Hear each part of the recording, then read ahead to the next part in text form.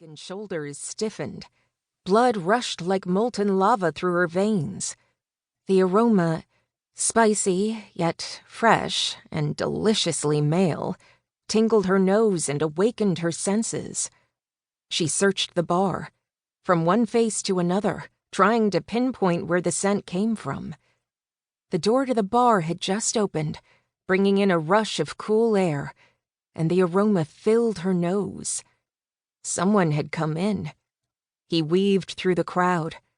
The scent increased until she couldn't smell anything else. She spun on the stool, slowly turning his direction, the breath frozen in her lungs. As he broke through the crowd, her heart jolted to a stop. Hello, hotness. The stranger wore black slacks and a blue dress shirt that emphasized his mesmerizing sapphire eyes. His hair was slick and black, long on top, tapered down the sides. Full, plush lips were set on a ruggedly square jaw.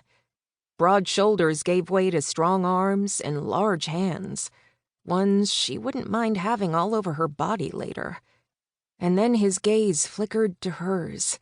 She averted her eyes with a shudder, her skin chilling with goose flesh. As he strode closer, she heated through with a combination of anxiety, hope, and dirty thoughts. Straddling the stool next to her, he caught the bartender's eye and said, "Red Wedding." It was a mixed drink with gin, and the only one on the menu she hadn't been tempted to try. Sampling this guy was a whole other story. He looked confident, smooth even, as if he owned the bar and could take all the women who were in it to bed. A shadow of stubble covered his jaw, only adding to his undeniable sex appeal. "On second thought, what are you having?" he asked, leaning toward her. Those stupid little things called words needed to come right about now, but they didn't. She stared, grinned, swallowed down a laugh, and silently begged the bartender to hurry with her drink. Where'd he go for the coffee? Columbia? The bartender slid over a small glass moments before her throat caught fire. She tipped it back, gulping the bold liquid as if she were dying of thirst. "Scratch my first order. I think I'll have one of those," he said to the bartender, and then set his sights back on her.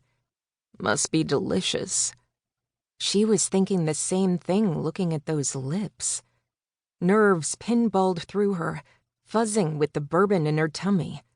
Swallowing hard, she said, "Are you here for the bride or the groom?" "The groom." He stared straight through her, his gaze burning deep. "Mitch has been a friend of mine since childhood. What about you?" God, he smelled divine. She couldn't stop breathing him in. "I'm here for the bride." It was all she could spit out before the bartender slid over a second three-eyed raven. The stranger tasted, sampling, licking droplets of moisture from his bottom lip. His tongue lingered in the corner of his mouth.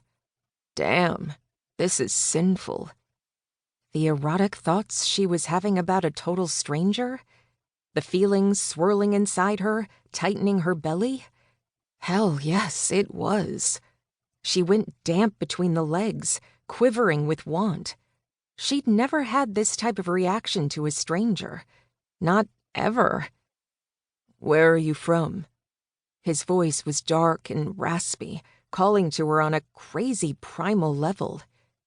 "San Rafael originally, but I live in an apartment in Sausalito now." She gulped down another drink, for bravery, and then another for luck. "You?" "I live in the city," he said, eyeing her carefully, undressing her with his eyes. "Right near my work." Her body heated to uncomfortable levels. Was she sweating?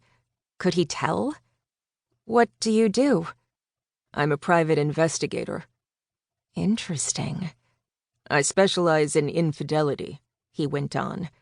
"Cheating spouses, divorce investigations, that kind of thing.